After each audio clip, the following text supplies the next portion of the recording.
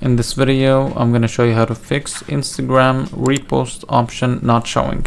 So first thing you can try is basically leave and just go to Play Store. So normally if the app needs an update, basically an update will fix it. So just search quickly for Instagram and see if it needs update. If it does, just update it. Now if this doesn't fix your issue, what you can try to do next is just go to the settings on your phone, and here you want to search for apps. Go to the apps. Inside apps, search for Instagram.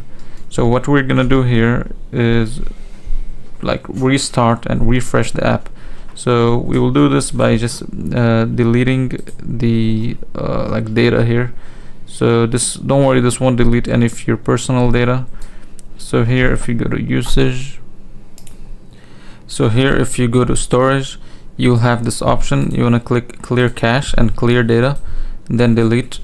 Now this hopefully should fix your issue. You're gonna notice that you might be logged out, so simply just log back in and see if that fixes your issue. Now if this doesn't fix your issue, you can try the last option, is just delete the whole app and try to reinstall it, and hopefully this fixes your issue. And make sure to leave a like and subscribe.